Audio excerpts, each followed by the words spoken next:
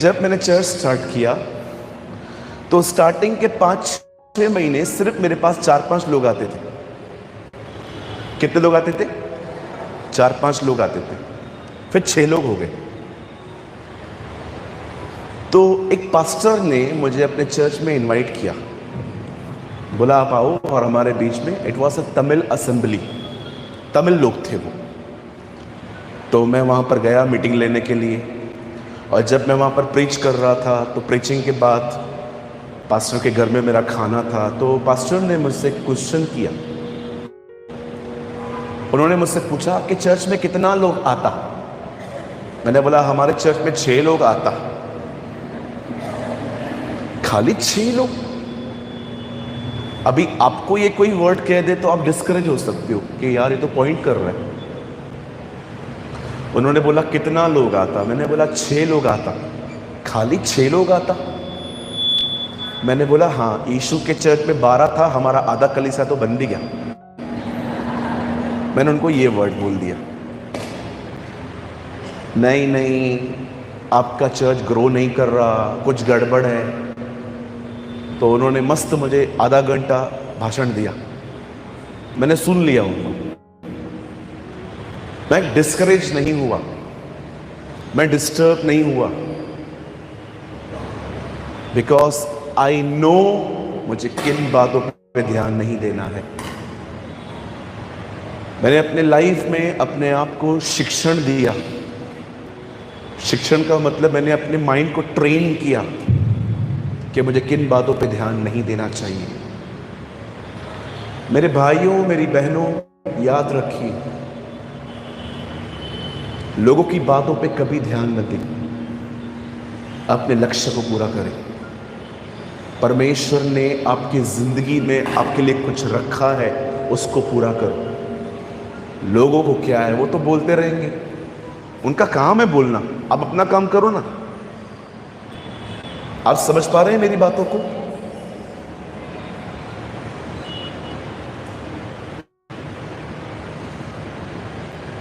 आपको क्या लगता है मेरे बारे में सब लोग अच्छे विचार रखते हैं? बिल्कुल नहीं। और मैं चाहता भी नहीं हूं कि सब मुझे हीरो समझे, सब मुझे अच्छा समझे, सब मुझे बेहतर समझे। याद रखना, आलोचना जिंदगी का एक हिस्सा है। आलोचना, जब आपको कोई आलोचना करता है, हाँ, अगर आपका कोई विरोध करता है तो आप याद रखो, it's a part of life. I don't know Solapur ने ये वर्ड सुना है कि नहीं, लेकिन आज सुन लो। फेवर हेल्प भी ले आएगा, फेवर विरोध भी ले आएगा। आप मुझे बताओ बाइबल के अंदर कौन सा वो व्यक्ति है जिसके ऊपर फेवर था और सब उसके साथ थे? यूसुफ के ऊपर फेवर था, उसके भाई उसके विरोध में थे। क्यों खुदा ने कहा मरियम से कि खुदावन का फजल तुझ पर हो? आपको क्या लगता है फेवर आपके ऊपर आइसक्रीम, चॉकलेट, सैंडविचेस लेके आएगा? कुछ लोगों को लगता है कि फेवर आएगा तो everything will be fine. No sir, you have a wrong understanding. आपने देखा डैनियल पे फेवर था और पूरा बाबेल उसके विरुद्ध में था। लेकिन फेवर में एक बात अच्छी होती है, कितने भी लोग विरोध में हो कोई फर्क नहीं पड़ता, क्योंकि खुदा हमारे साथ होता है, परमेश्वर हमारे साथ होता है। सो अगर आप प्रभु में बढ़ रहे हो, आप जानते हो you are living upright life, आप एक सही जिंदगी, आप एक राइचस लाइफ जी रहे हो, you are in a right living, don't be upset, just do your work.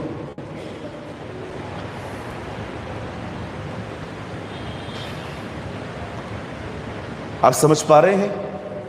लोगों के नकारात्मक बातों पर ध्यान देने की कोई जरूरत ही नहीं है।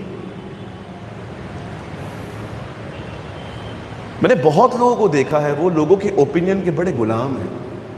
कोई भी उनके लिए कुछ बोल देना, आपने ये किया, आपने वो किया, 2-2, 3-3 दिन तक लोगों को वो बातें लेके बैठ जाते। काहे? ऐसे क्यों करते हैं आप?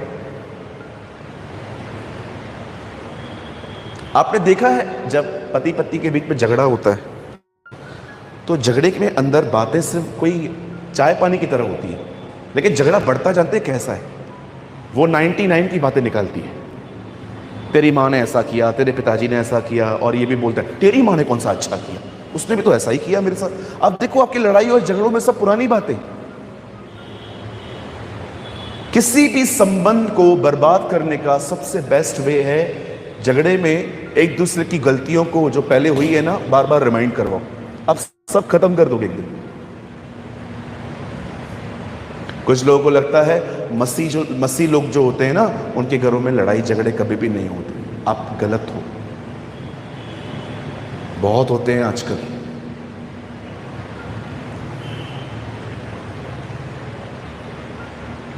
बहनों, मैं आपसे एक सवाल पूछ सकता हूं, अगर आप बुरा ना माने तो? पता नहीं क्यों मेरे दिल में यह बात आई। आप बुरा नहीं मानेंगे? देखो आप ऐसे भी नहीं कर रहे हो, मतलब आप मानोगे। मेरी बहन मुझे एक घर दिखा दे जिस घर के अंदर बहन का वॉइस जेंट्स से ज्यादा है और वो घर खुश है। Show me not two, just one. मुझे 2 घर नहीं चाहिए, मुझे एक घर दिखा दो जिस घर में पत्नी की आवाज पति से बड़ी है और वो घर खुश है।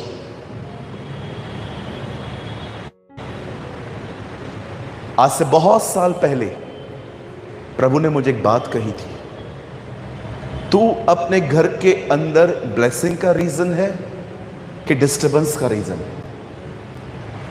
Blessed are the peace makers, धन्य है वे जो पीस लेके आने के लिए सब चीजें एडजस्ट कर लेते हैं।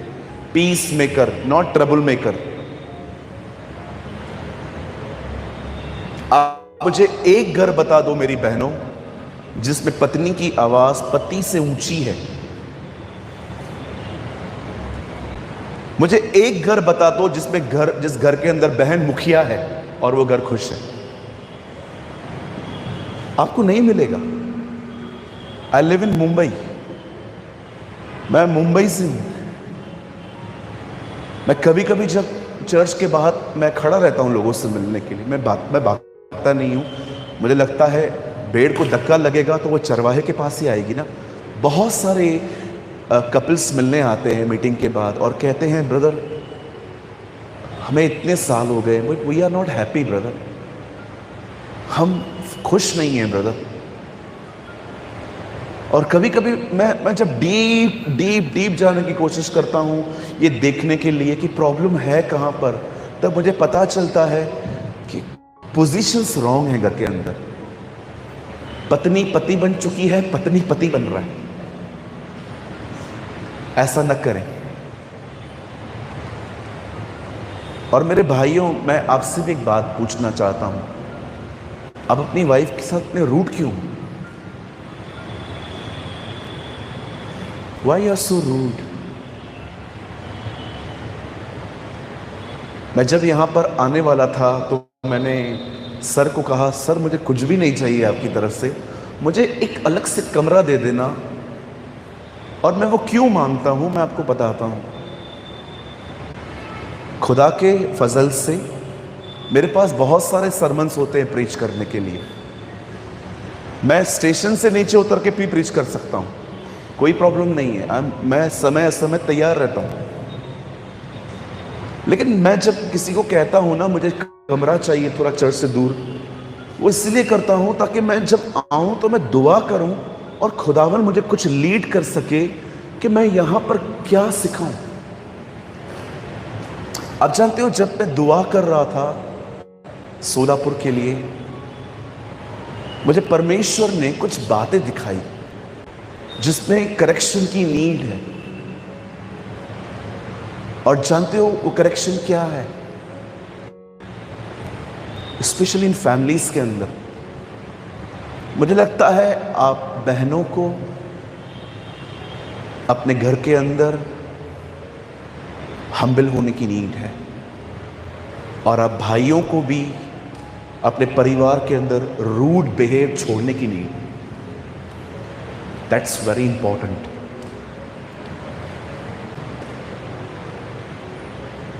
शायद आपको ये बात थोड़ी अजीब लगेगी, लेकिन मैं आपको सत्य बताना चाहता हूं। मैं कभी नहीं लड़ता,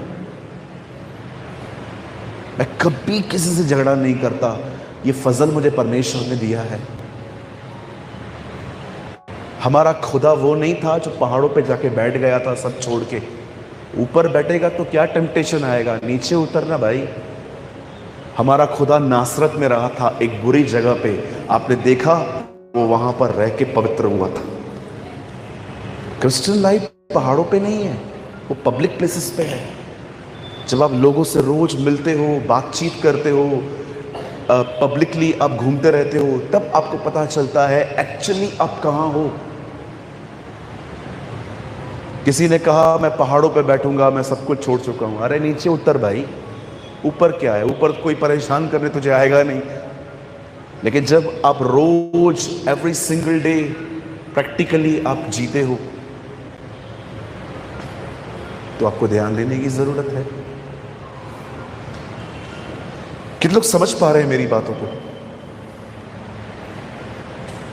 कल मीटिंग के बाद मुझे एक भाई मिले थे, मुझे उन्होंने कुछ एक कमेंट किया मेरे ऊपर, मुझे वो बहुत अच्छा लगा। और मैं यही चाहता हूँ कि अगर लोग हमें मीटिंग के बाद मिलें तो हमें एक्चुअली यही कमेंट्स होने चाहिए, तू महान है, तू बहुत अच्छा है, ये सारे सब नहीं चाहिए। उन्होंने मुझे एक बात कही, उन्होंने कहा कितनी सरलता से आपने सुसमाचार बताया। That's it. मुझे यही चाहिए कि जो हम प्रीच करते हैं ना, लोग हमें वो समझे हम क्या बोलना चाहते हैं। प्रकाशनों से अधिक हमारे जिंदगी में ये ध्यान होना चाहिए कि हम वो बताएं जो लोग समझें। अब सोचो, आप नए नए यहां पर आके बैठे हो, आपका पहला दिन है और मैं प्रीच कर रहा हूं इब्राहिम, इसहाक, याकूब। आप बोलोगे ये कौन है भाई? आपको समझ में आ रही है मेरी बातें? नहीं। सो बी हम्बल। कहो अपने पास वाले से, हमें नम्र बनने की जरूरत है। बोलो बोलो बोलो।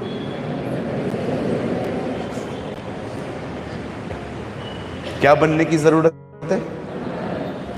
तो कितने लोग यहाँ डिसीजन लेते हैं, वी विल नेवर फाइट, हम झगड़ा नहीं करेंगे। मैं डिसीजन लेता हूं, नहीं करता हूं फिर भी लेता हूं, बस अब तो हाथ उठा दो।